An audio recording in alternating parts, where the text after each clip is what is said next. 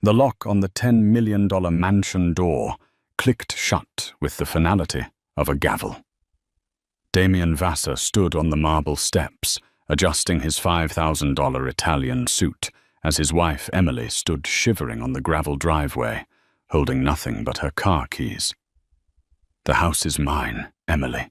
The company is mine. You're left with what you came with, nothing." He spat the words, turning to wrap his arm around a younger woman in the doorway. He was right. He did own the house.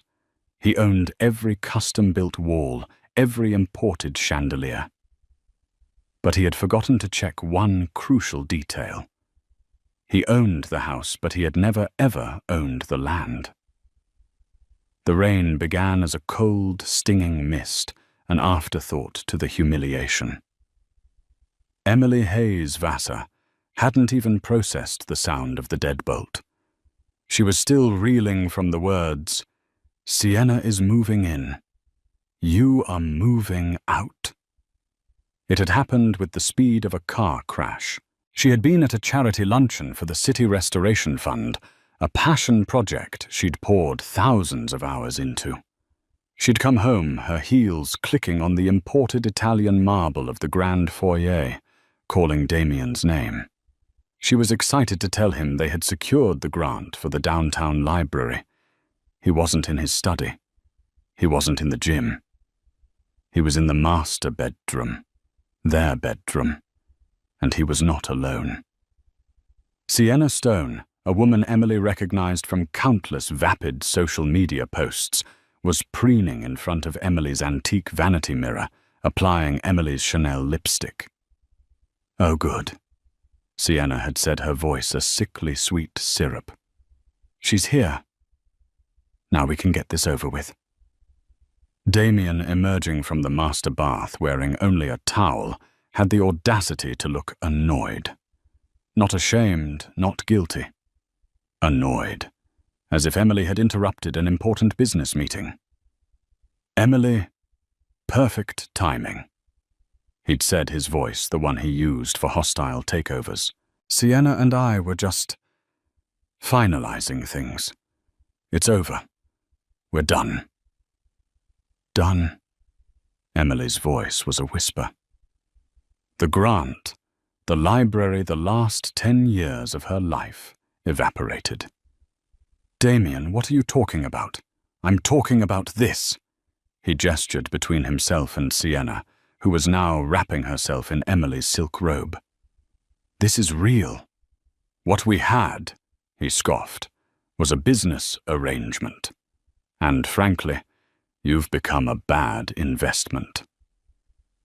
The argument had been a blur of his cruelty. He called her stale, uninspired, and a glorified decoration. He accused her of holding him back, of being a passionless weight on his ambition. Every word was a calculated strike designed to shatter the quiet, steady woman he had married. Emily had been silent, a trait Damien had always mistaken for weakness. Her silence was not weakness. It was shock, turning rapidly into a cold, crystallizing rage. "Get your things," he'd snapped, tossing a small, empty duffel bag at her feet. "Just the essentials. My lawyers will send a check for, well, for whatever the prenup dictates, which, if I recall, is basically nothing." Ah, the prenup. Damien had been so proud of it. Drafted by his cutthroat team at Vassar Capital, it was designed to protect his assets. He, the self-made tech mogul, couldn't risk his fortune on a charity case wife, as he'd once joked to his friends. Emily hadn't fought him on it. Her own family lawyers had glanced at it, smiled faintly, and advised her to sign. "It's perfectly fine, dear," her father had said, now that nothing was becoming very real. "I'm not leaving." Emily had stated, her voice trembling, but firm. "Oh, you are." Damien laughed. He grabbed her by the arm, his grip bruising. He was stronger than he looked, fueled by arrogance and new lust. He dragged her down the winding staircase, past the priceless art she had curated, past the library she had stocked. Sienna followed, filming parts of it on her phone, a triumphant smirk on her face. "Damien, stop! This is my home." "No, this is my home," he roared, shoving her toward the door. "I built this. I paid for this. Every brick, every window is mine. You are just a guest who overstayed her welcome." He'd thrown open the massive carved oak doors. The mist was now a driving, icy rain. "Your car is in the driveway. The Bentley is mine. The Range Rover is mine. You can keep the pathetic little hybrid you insisted on driving." He'd reached into her coat pocket, fished out her wallet, removed his black credit card, and tossed the wallet onto the gravel beside her. "Now get out!" Sienna, standing in the doorway, shivered dramatically. "Hurry up, baby. You're letting the cold in. Let's go open that bottle of 2005 Dom Perignon. We have something to celebrate." Damien had looked back at Emily, a final, chilling assessment. "You know, I thought you were smart, but you were just quiet. Turns out you were just empty." He threw her small duffel bag containing only her laptop and a change of clothes he'd deemed frumpy enough to be hers onto the wet gravel. And then the click of the deadbolt. Emily stood there for a full minute, the rain soaking her silk blouse, plastering her hair to her face. The gravel cut into her knees as she knelt to retrieve her bag. She looked up at the magnificent structure. The Vassar estate, the press called it. A sprawling monument of glass and steel perched on the most exclusive crest in Hawk's Ridge. Damien was right. He did own the house. He had the receipts to prove it. She got into her pathetic hybrid. Her hands were shaking so hard, she dropped the keys twice. She didn't cry. Not yet. Instead, she took a deep, shuddering breath and pulled out her phone. She didn't call her mother. She didn't call her friends. She scrolled to a number saved under M. Thorne. "Marcus," she said, her voice raspy. "It's Emily. He's done it." There was a pause on the other end, then a deep, calm voice. "The morals clause, then. Is the cohabitation confirmed?" "She's in my bathrobe, Marcus," Emily said, the cold finally seeping into her voice. "She's drinking my champagne in his house." "A fatal mistake," Marcus Thorne replied, a hint of grim satisfaction in his tone. "Not his house, Mrs. Vassar. And that is the problem. Where are you?" "I'm on the curb." "Good. Go to the penthouse at the Hayes Tower. Use your maiden name. Order room service. Get some sleep. I will initiate the protocol at 9 a.m. tomorrow. Damien Vassar has just made the most expensive mistake of his life." "He thinks he owns it, Marcus." "We know, my dear," the lawyer said. "He owns the circus, but he forgot to ask who owns the land." Damien Vassar woke to the smell of expensive coffee and the blinding sun streaming through the floor-to-ceiling windows of his master bedroom. Sienna was draped across his chest, her phone already in her hand, scrolling through Instagram comments. "Babe," she mumbled, "what should I caption this morning view from my new castle?" Damien smiled, feeling a surge of pure, unadulterated power. This was his. He had earned it. He had shed his dead weight. Emily was probably crying in a 200-a-night Marriott, wondering how it all went wrong. "Caption it, the King's View," he said, kissing Sienna's bare shoulder. "And make sure you tag the location." He got up, stretched, and walked to the window overlooking the 20-acre estate. The grounds were immaculate. The infinity pool seemed to spill over into the city skyline below. His. All his. He padded downstairs to his state-of-the-art office to start his day. He had a few things to clean up. First, severing the financial ties. He logged into his private banking portal. He had several joint accounts with Emily, mostly for household expenses. He'd liquidate them, move the funds to his personal account. He clicked on the Vassar-Hayes joint account. Balance. Trawls, he frowned. That was odd. There was at least 150,000 in that account. He checked the transfer history. A single-wire transfer executed at 8:55 a.m., 5 minutes ago. All funds moved to a Hayes Family Trust account. That conniving, he growled. She'd woken up early to be petty. Fine. It was a drop in the ocean. He tried the next account, the brokerage account. It held some play stocks. She liked green energy, sustainable textiles. Account frozen. He tried to log into the household management system to change the gate codes. Access denied. Administrator credentials invalid. A cold prickle of annoyance ran down his spine. This was more than petty. This was organized. He scoffed. She probably had some small-time divorce lawyer trying to make a statement. He'd crush them. He called his own lawyer, Stanley Croft. Stanley, she's out. Start the divorce. I want it fast. I want it clean. And I want her buried under the prenup. Right, Damien, Stanley said, sounding eager. I'll file the standard papers, but there's a small problem. What problem? I just got a notification. A hold has been placed on the Hawks Ridge property by a third party. Not a lien, exactly. A leasehold compliance review. Damien was silent. A what? What third party? Thorne Finch and Associates, Stanley said. Damien's blood ran cold.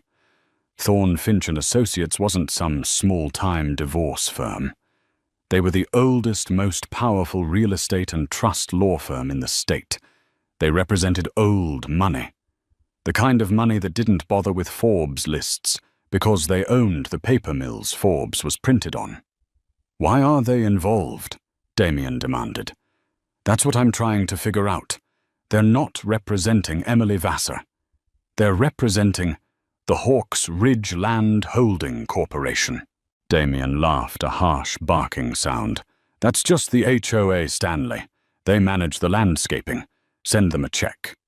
I don't think it's the HOA, Damien. The filing is aggressive. It's citing a default. Meanwhile, Emily was not in a Marriott. She was 40 floors above the city in the private unlisted penthouse of the Hayes Tower, a building her great-grandfather had built.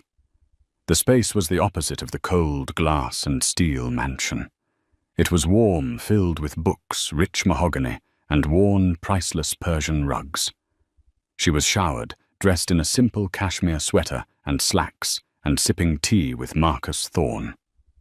Marcus was a man in his late 60s, impeccably dressed with the calm demeanor of a man who had never lost an argument. He's discovering the accounts now, Marcus said, looking at his pocket watch. The joint accounts were easy.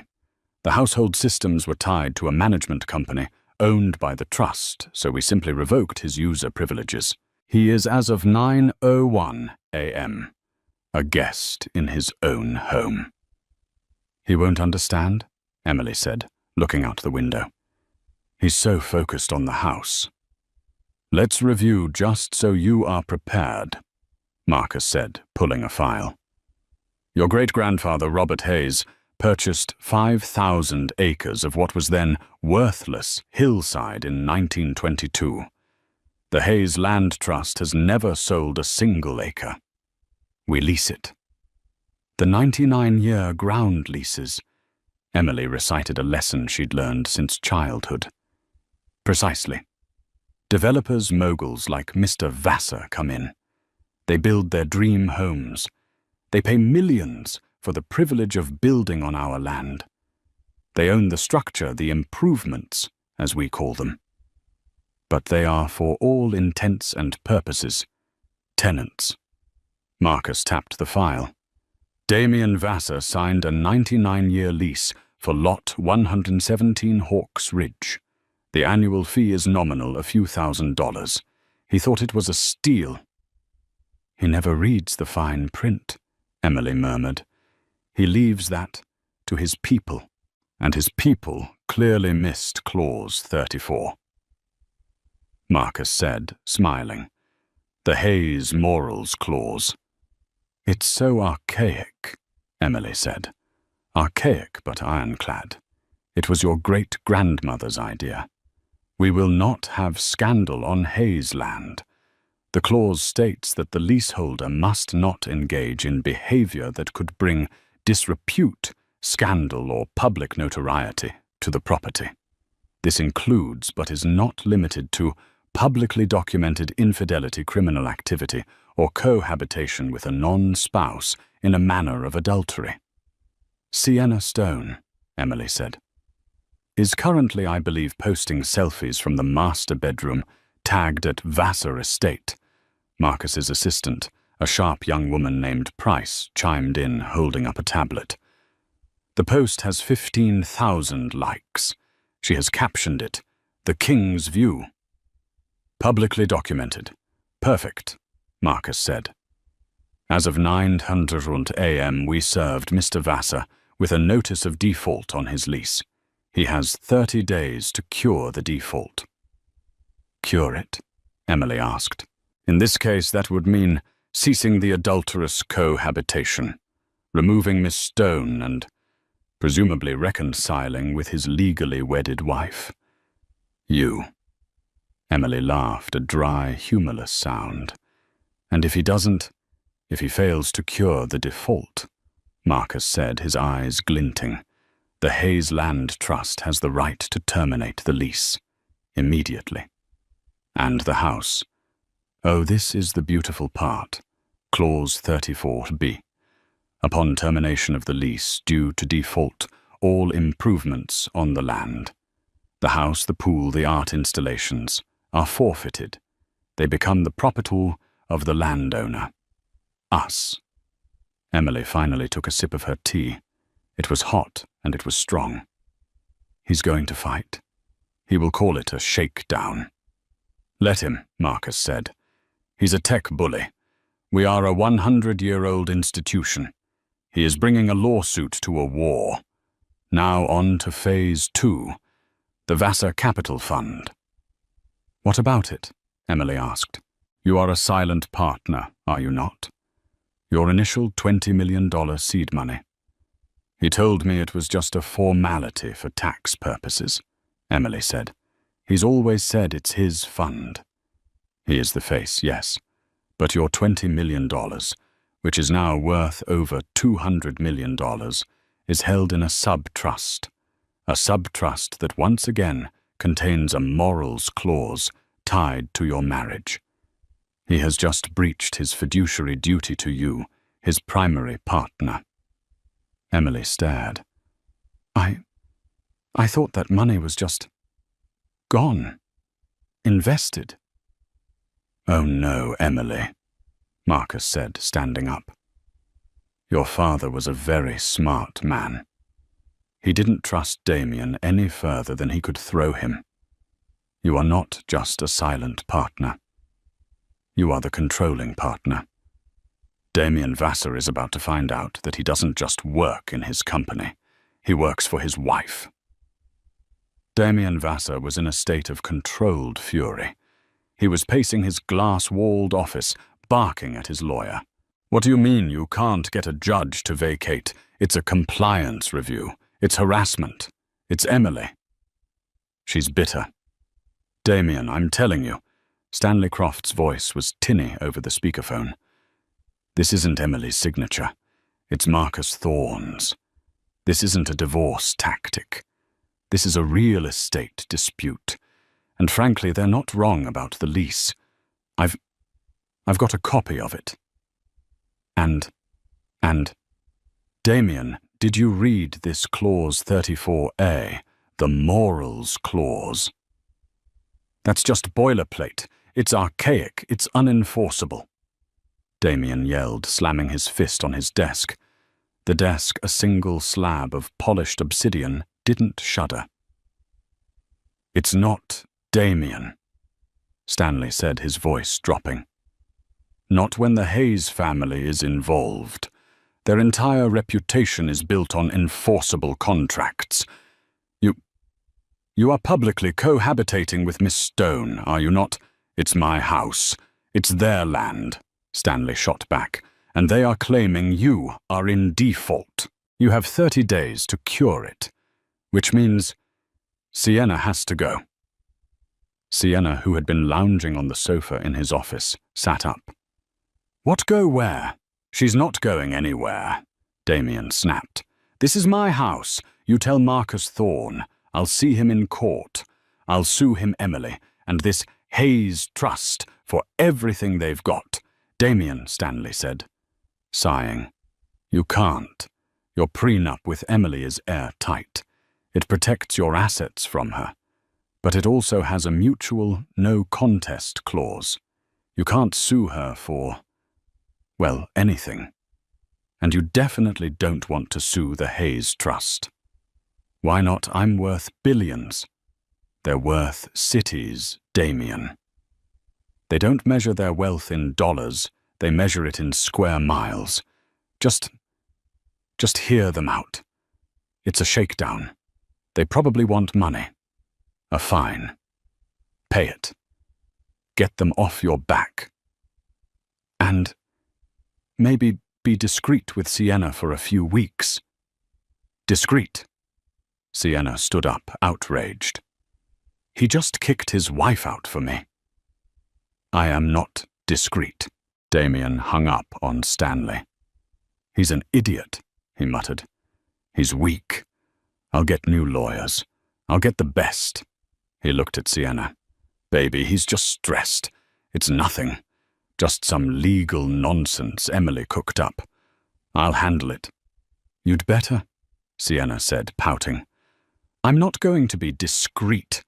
I'm supposed to host a brand launch party here next week. For my new Stone's Glow tanner. Damien's phone buzzed. It was his COO, Mark. Damien, thank God. What the hell is going on? Mark sounded frantic. What are you talking about? The fund Vassar Capital, I'm locked out. All the high-level admin controls, they're frozen. I can't execute the trades for the Apex merger. What, that's impossible. I'm the only one with full admin keys. Well, you're not, Mark said. A controlling partner directive just came through. It's Emily. Not Emily Vassar. Emily Hayes. And she's frozen all capital movement. Damien's vision swam. He stumbled to his chair. That can't be right. She's not a partner. She gave me seed money. It was a gift.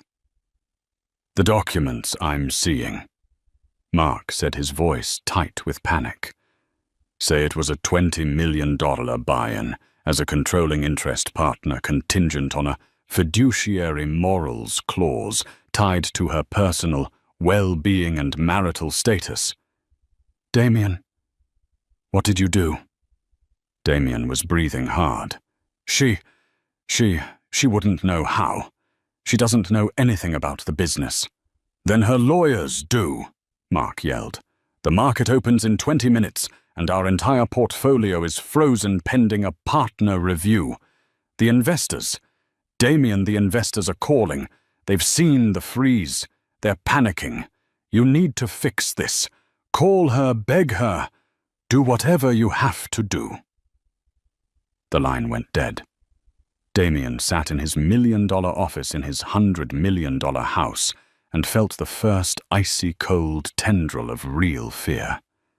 He had built an empire of glass and code, a new money monolith, but he had built it on a foundation of old money stone, and he had just taken a sledgehammer to the foundation. Damien, Sienna's voice was sharp. What's wrong? You look pale. Is it the lawyer? Did he upset you? The fund, Damien whispered. She's frozen the fund. Sienna's perfectly manicured face went from pouting to confusion, and then to a cold, calculating hardness that matched his own. What do you mean, frozen? She's a partner. A controlling partner. Sienna stood up. The silk robe, Emily's robe, suddenly looked cheap on her. A partner. You told me she was nothing. You told me she was a charity case you married. I thought she was, he yelled, lashing out. How was I supposed to know? She signs checks for libraries. She volunteers. She's Emily. Well, Emily is apparently the one who signs your checks. Sienna spat. You told me you were the king. You're not the king. You're just a jester. Get out. Damien said, his voice low. What? Not you, just get out of my office. I need to think. I need to call. I need to fix this. Sienna, for the first time, looked uncertain. The financial security she had just gleefully grabbed was flickering. You are going to fix this, Damien. Right. You're going to call her and tell her to stop. Yes. Damien said, his mind racing. I'll call her. I'll reason with her. She's emotional. She's just hurt. I'll offer her a better settlement. A real one. 10 million. 20 million. She'll sign. She'll have to. He pulled up Emily's contact. He dialed. It went straight to voicemail. Not her personal voicemail. You have reached the private line of Emily Hayes. I am not available.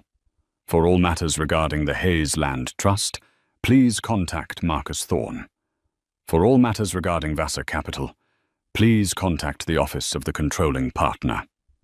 All other inquiries will not be returned. He threw his phone across the room. It shattered against a wall-sized, abstract painting. Fine, he seethed to the empty room.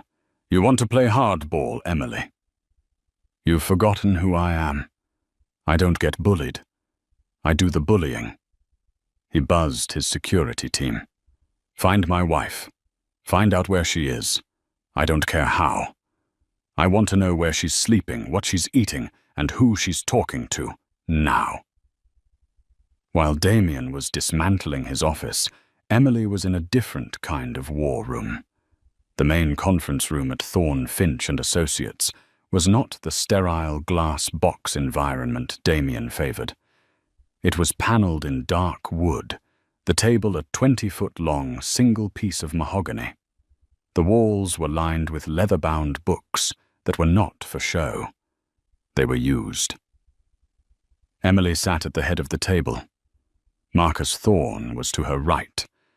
To her left was a team of specialists. As of 10:30 a.m., a forensic accountant named Peterson was saying, "We have a full freeze on all Vassar Capital assets pending our audit. As the controlling partner, you are well within your rights, Mrs. Vassar. The fiduciary morals clause is explicit. The fund's stability is predicated on the stable marital union of its partners as your father stipulated. The public ejection of one partner by the other constitutes, well, it's a catastrophic breach." He'll say it's my money, Emily said. He'll claim I'm just an investor.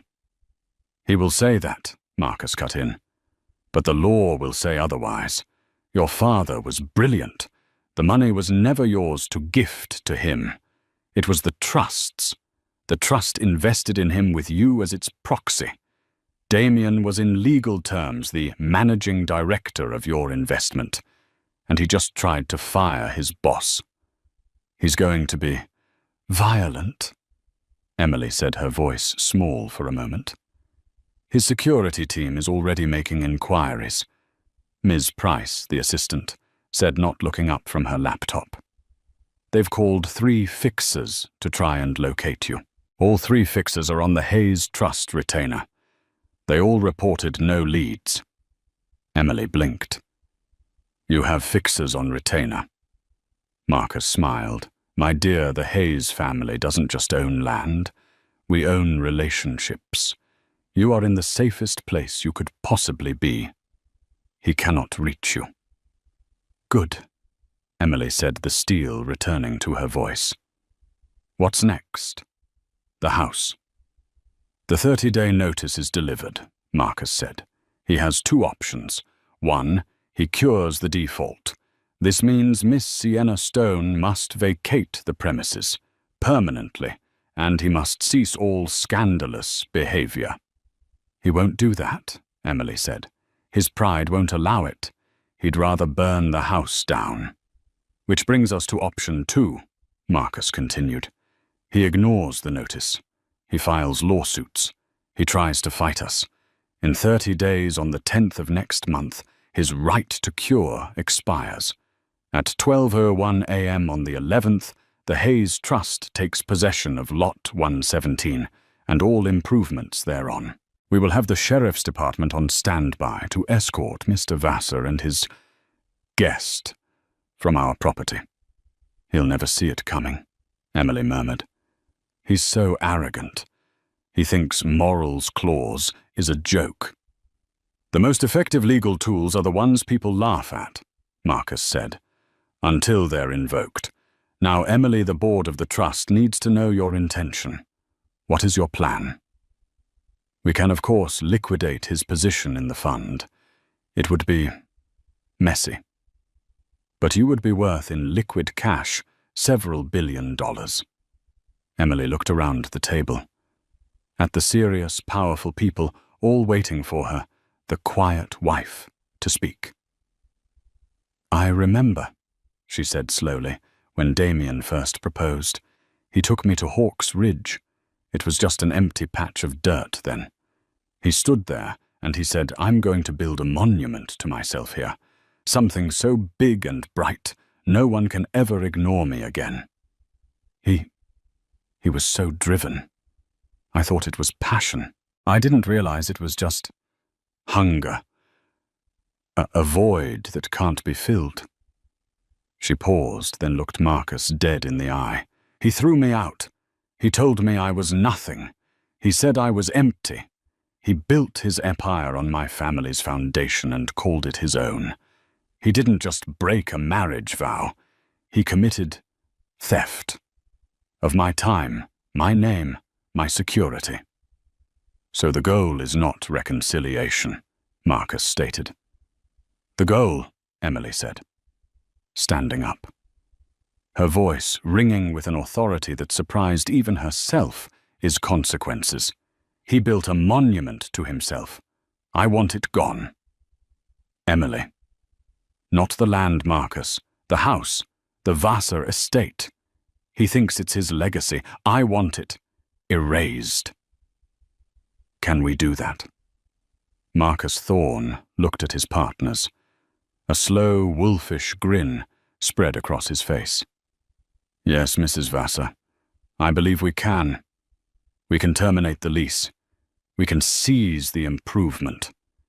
And then we can file for a demolition permit." "Demolition?" Peterson the accountant gasped. "That house is worth north of $100 million. It's a structure," Emily said, her voice cold as the marble in her old foyer. "It's an improvement on Hayes land, and I find it in bad taste. It brings disrepute. It's an eyesore." "A demolition permit," Marcus mused. "The Hawk's Ridge Architectural Review Board would have to approve it. Which they will. The Hayes Trust is the review board." He steepled his fingers. "So the plan is set. Phase 1. We wait for him to self-destruct for 30 days. Phase 2. We reclaim the land. Phase 3. We reclaim the fund. Phase 4. Erasure." "What about Sienna Stone?" Emily asked. "Miss Stone," Miss Price said, "is a symptom, not the disease. She's a social media influencer, and you know what happens to influencers who are tied to public messy and losing scandals. They lose their brands. We've already had quiet off-the-record conversations with her top 2 sponsors. They are reviewing her contracts. Emily nodded. He took 10 years of my life. He thinks he can erase me with a new younger woman. He's about to find out what erasure really means. One last thing, Emily, Marcus said, his tone gentle. This will be a public fight. He will get loud. The press will get involved. Forbes, the Wall Street Journal. They love a good mogul versus mogul story. Are you prepared for that? Emily thought of him standing on the step of Sienna's smirk, of the cold rain and the sound of the deadbolt. He called me empty, she said. Let him. I'd rather be underestimated. Let him roar. The quiet ones are the ones you have to watch. The first week was a storm of legal bluster. Damien, having fired Stanley Croft, hired Barrington and Lynch, a notoriously aggressive litigation firm known for scorched earth tactics. They filed a dozen motions. Motion to dismiss the lease default, denied. Motion to force mediation, denied. Motion for an injunction against the Hayes Trust, denied. Motion to unfreeze Vasa Capital assets, denied. With every denial, Damien's rage grew. He was hemorrhaging money. His new lawyers demanded a $5 million retainer, which he had to pay from his dwindling personal accounts. Sienna was becoming a problem. What do you mean my Stones Glow sponsor pulled out? She shrieked, throwing a $1,000 vase across the living room. They said my brand alignment was compromised. It's just a legal tactic, baby, Damien kept saying, the words sounding hollow even to him. Emily's just trying to scare us. Well, it's working, Sienna cried. My comments are a war zone. They're calling me a home wrecker. Forbes just ran an article, Vassar's vexing lease. They're not calling you a king, Damien. They're calling you a squatter. He'd seen the article. It had been devastating. It didn't paint him as a titan of industry. It painted him as a fool. New money mogul Damien Vassar, who built his dream home on a 99-year ground lease, seems to have forgotten the cardinal rule of real estate, always read the fine print. Now a dispute with the powerful old money Hayes family threatens his entire empire. His investors, once cowed by his bravado, were now in open revolt. With the fund frozen, their money was trapped. The Apex merger had collapsed, costing the fund a potential $3 billion in future earnings. A class action lawsuit was being prepared. Damien was a prisoner in his own glass palace. He couldn't leave because his lawyers advised him that abandoning the property could be used against him. He was trapped inside with a rapidly deteriorating Sienna, who was no longer the fun, adoring woman he'd cheated with. She was a liability, documenting their struggle on social media. Day 12 of the lockout, she'd pout to her phone from the edge of the infinity pool.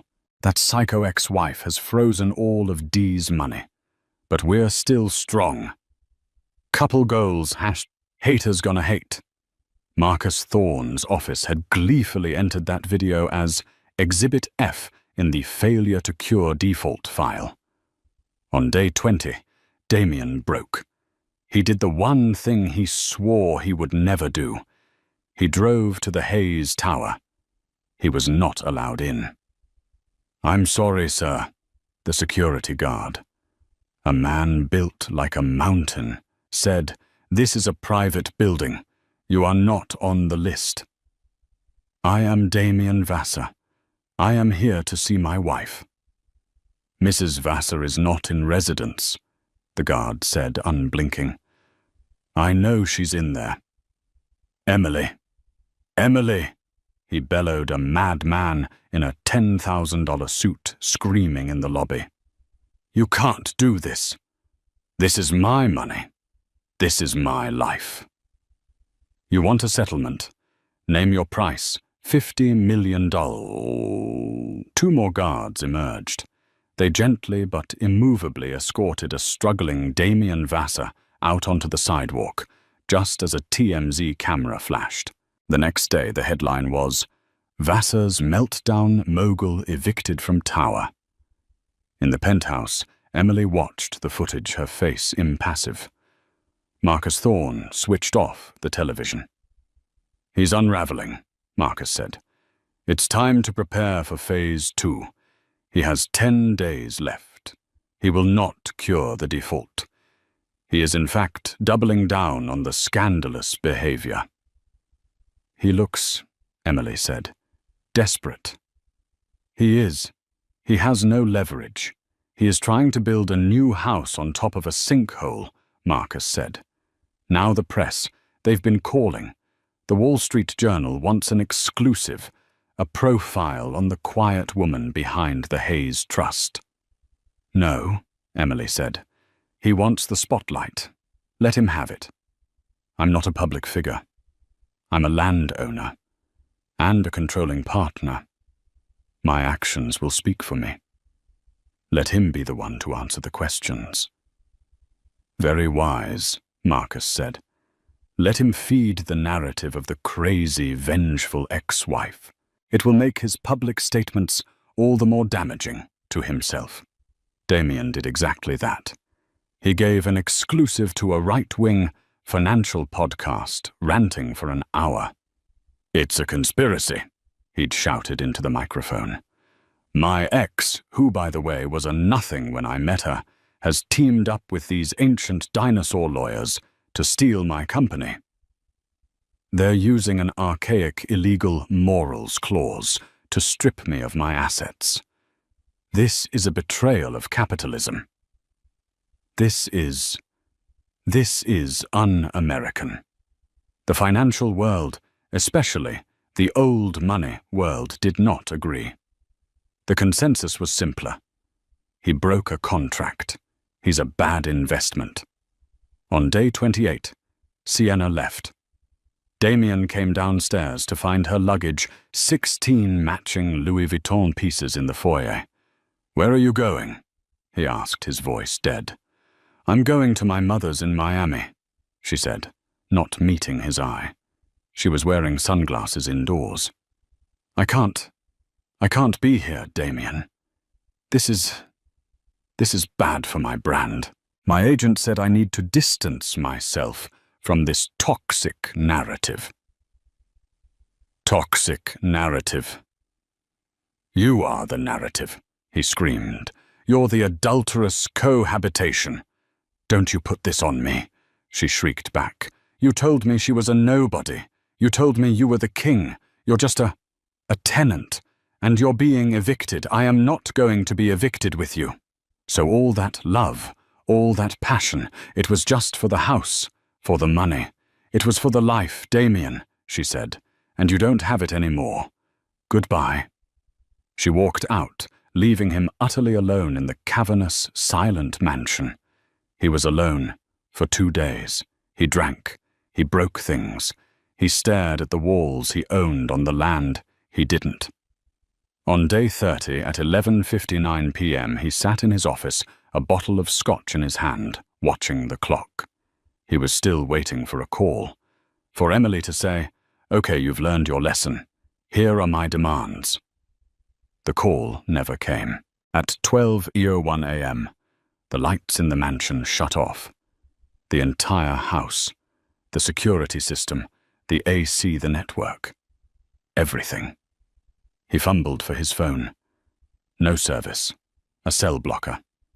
He heard a noise, a heavy metallic clanking at his front gate. He ran to the window. A black sedan was pulling up his driveway, followed by a large van from the county sheriff's department. The doorbell rang. It was not an electric chime. It was someone outside, banging on the oak with their fist. He stumbled to the door, his heart hammering. He opened it. It wasn't Emily. It was Marcus Thorne, flanked by 2 sheriff's deputies. He was holding a very thick, bound document. Damien Vassar, Marcus said, his voice devoid of all emotion. It is 12:03 a.m. on the 11th. Your right to cure the default on your lease has expired. The Hayes Land Trust has terminated said lease. You are, as of this moment, trespassing on private property. You can't, Damien stammered. This is my house I own. This house? You own this house? Marcus corrected. As per clause 34 tonk. All improvements on the land are now forfeit. The house belongs to the trust. These officers are here to escort you from the premises. One of the deputies stepped forward. Sir, we just need you to come with us. You can take your personal effects. A suitcase. My things. Damien looked around wildly. My art, my computers, all improvements and fixtures, Marcus said, which includes art affixed to the walls, custom furniture, and integrated technology are now the property of the landowner. You may take your clothes, your shoes, and your toiletries. You have 10 minutes. This is theft, Damien roared, lunging at Marcus. The deputies were on him in a second, pinning his arms behind his back. Mr. Vassar, do not assault an officer of the court, the deputy said, his voice bored. Damien sagged, defeated. Emily, is she here? He whispered, searching for her. He needed to see her, to make her see. What Mrs. Vassar is not here, Marcus said. She has no desire to see you. She is, I believe, attending the opera. 10 minutes later, Damien Vassar was standing on the same gravel driveway where he had thrown his wife out 30 days prior. He was holding a single small duffel bag. His suit was wrinkled, his face unshaven. The locks on the door, his door, were being changed by a locksmith from the van. Where am I supposed to go? He asked the empty night. That is no longer our concern, Marcus Thorne said. He got into his sedan. Good night, Mr. Vassar. The car pulled away, leaving Damien alone on the curb in the dark. The automated sprinklers, now controlled by the trust, chose that precise moment to turn on, dousing him in a spray of cold recycled water. For 2 weeks, Damien Vassar ceased to exist. He holed up in a suite at a high-end extended-stay hotel, the Omni, not the Ritz. He had to pay for it with his last remaining personal credit card. His entire world was gone. He was a pariah. The class action suit from the Vassar Capital investors was moving forward. They were suing him personally for gross mismanagement and fiduciary negligence. His reputation was not just damaged, it was obliterated. He spent his days in a bathrobe, obsessively refreshing news sites. He saw Emily, but only in glimpses. She was photographed at a gala for the city library, the one she'd been excited about. She was wearing a simple, elegant, dark blue dress, and she was smiling. She looked lighter, younger. She was with a man, not with him, but standing next to him. A handsome, silver-haired man. Damien Googled him. Arthur Pencave. A British architect specializing in sustainable public spaces. They were laughing. The rage which had simmered down to a cold dread roared back to life. She was laughing, while he was ruined. He had one last card to play. One he hadn't wanted to use. A private investigator he'd paid personally with cash he kept in a safe a year ago, not to watch Emily, but to dig up dirt on her perfect family. The Hayeses were clean, but the PI had found one thing: a family secret. Damien got dressed. He put on his last clean suit. He took a cab to the Hayes Tower. He didn't try the lobby. He went to the parking garage. He waited. After 3 hours, Emily's hybrid, pathetic car pulled in. She got out carrying a briefcase. "Emily!" he shouted, stepping from behind a concrete pillar. She didn't scream. She didn't even flinch. She just sighed as if he were a piece of trash she had to step over. "Damien, you're not supposed to be here. This is private property. You're violating your restraining order." "That order is a joke. Just like you," he spat, advancing. "You think you've won, don't you? You took my house. You took my company. You're a thief." "I took nothing," Emily said, her voice echoing in the empty garage. "I simply stopped you from taking any more. You defaulted, Damien.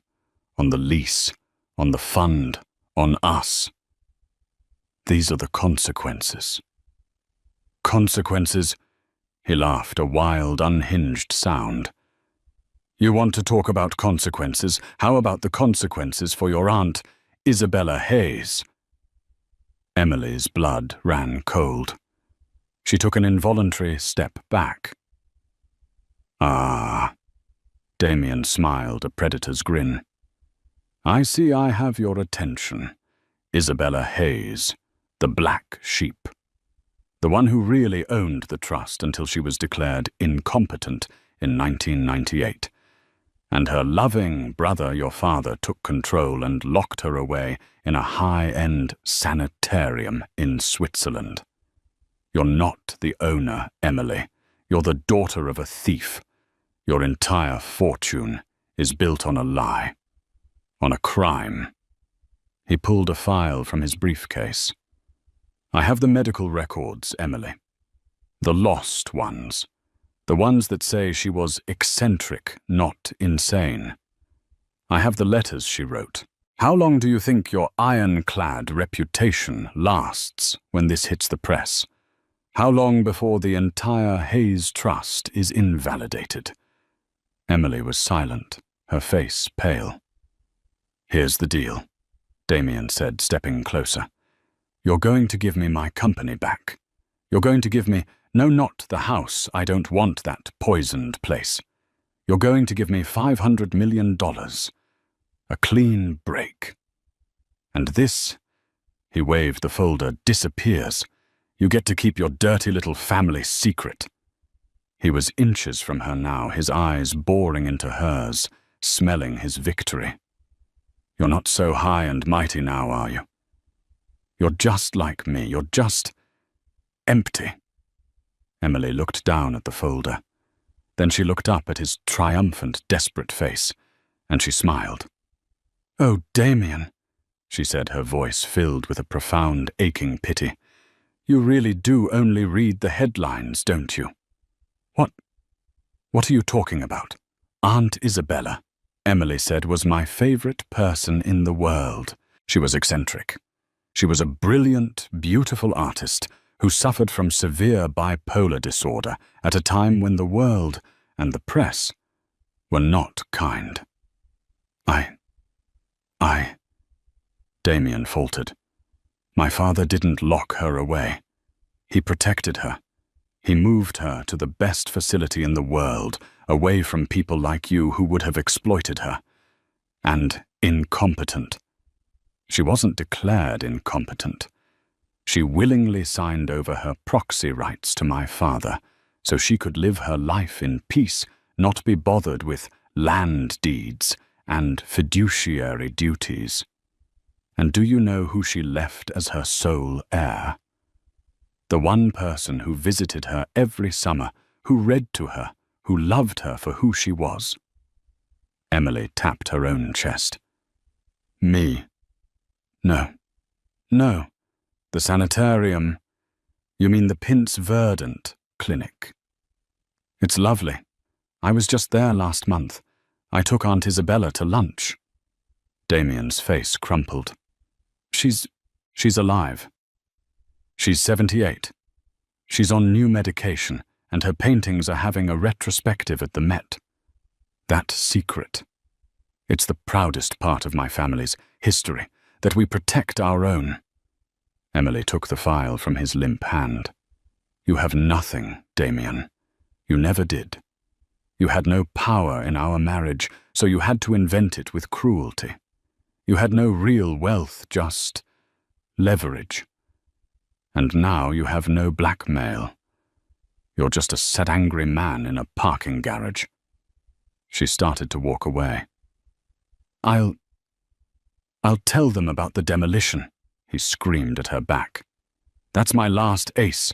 You think your green investors will like that you're tearing down a $100 million house? The waste, the hypocrisy." Emily stopped. She turned back. "The demolition. Damien, who told you I was demolishing the house. My lawyers, it's public record. The permit to erase it." "Yes," Emily said, walking back to him, her eyes bright. "We filed the permit. But we're not erasing it." "That's your move. Then what?" "The house is a structure," Emily said. "It's ugly. It's cold. It's yours. But it's also 25,000 square feet of usable spools. The Vassar Capital investors, the ones you ruined, they've formed a committee. They've partnered with the Hayes Trust. We are deconstructing the house. Deconstructing, piece by piece. The marble is going to the city library. The glass panels are going to a new community greenhouse. The steel beams are being donated to Habitat for Humanity. Even the high-end kitchen appliances are going to a local women's shelter. We are recycling your monument, Damien. It will be salvaged piece by piece and repurposed into things that actually help people. Things that I value." Damien looked as if she had physically struck him. "The Vassar estate," Emily concluded, "is gone. In its place, that architect I was photographed with, Mr. Pencavel. He's designing the Isabella Hayes Public Park and Garden, a quiet, beautiful place for people to sit, to read, to be. My aunt is thrilled." She left him. She walked to the elevator, her steps light. She didn't look back. Damien Vassar sank to his knees on the cold concrete floor of the parking garage, holding a useless folder. A man truly and completely empty. The final phase was not swift, but it was total. The deconstruction of the Vassar estate became the feel-good story of the year. Local news crews filmed as crews meticulously removed the giant gaudy glass panels.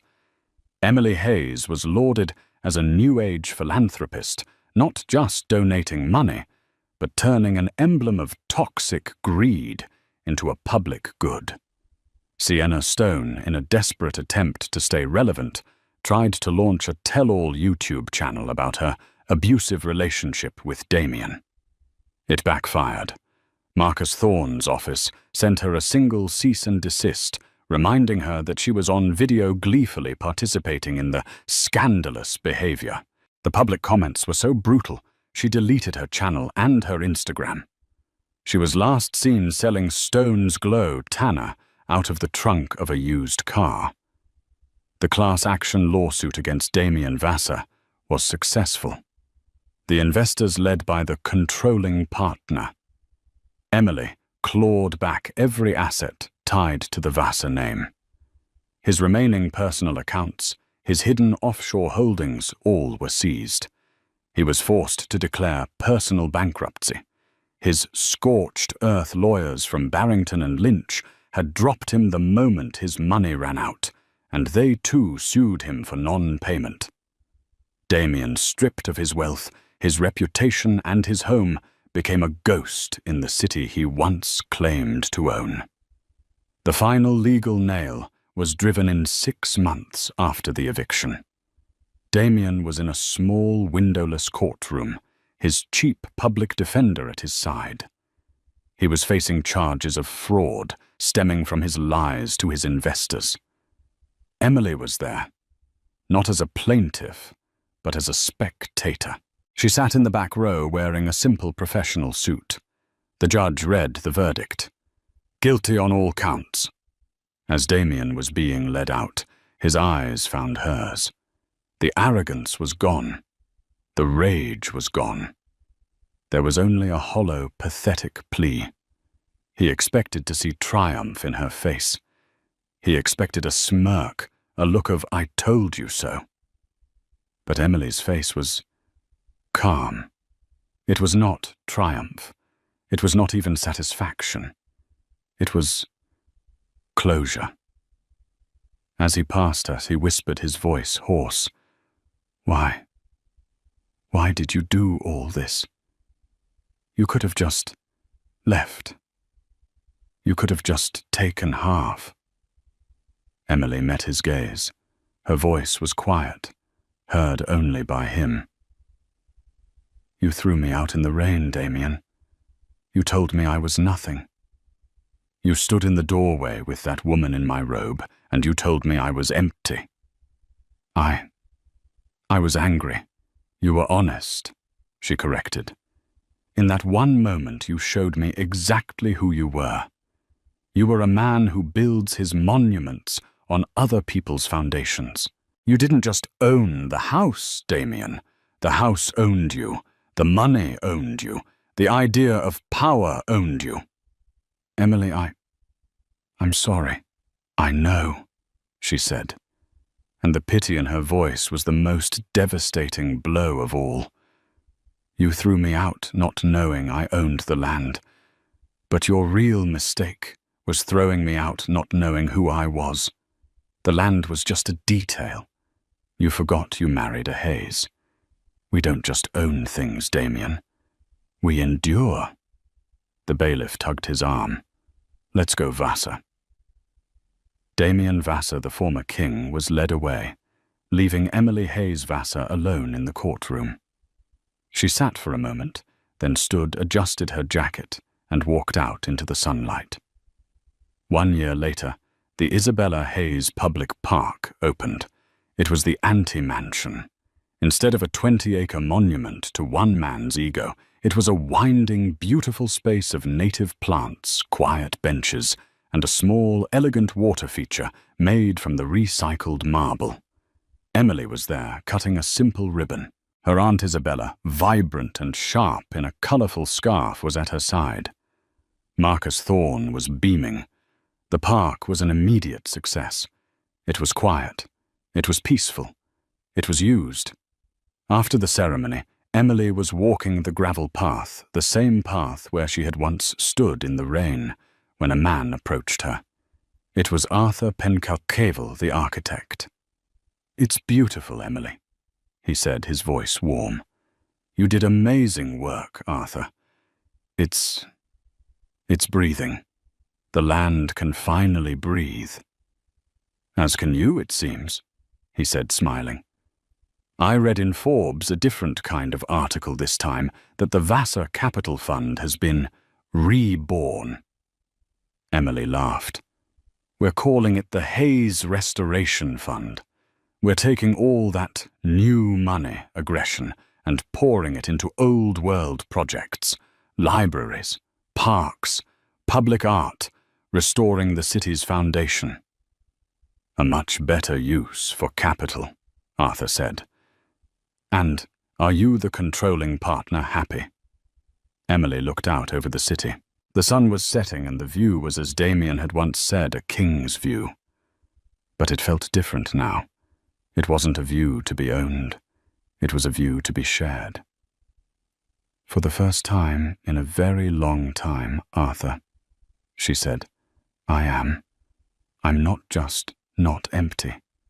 I'm full." "Good," he said. "In that case, would the controlling partner be interested in getting some coffee with a humble architect?" "I think," Emily said, smiling a real, genuine smile, "that can be arranged." They walked out of the park together. Two people on solid ground, ready to build something new. The old saying goes, before you embark on a journey of revenge, dig 2 graves. But this was never about revenge. This was about restoration. Emily didn't destroy Damien's life. She just stopped letting him build it on top of hers. He thought his power came from his monument of a house, but he forgot that a house is nothing without the land beneath it. And a man is nothing without his integrity. What did you think of Emily's story? Was her karma a perfect act of justice or a cold, calculated destruction? We read every single one of your comments, so let us know your thoughts below. If you loved this story of drama twists and ultimate consequences, please hit that like button and share this video with someone who needs to see that the quiet ones are always the strongest. And don't forget to subscribe and turn on all notifications. We drop stories like this every week, and you won't want to miss what's coming next.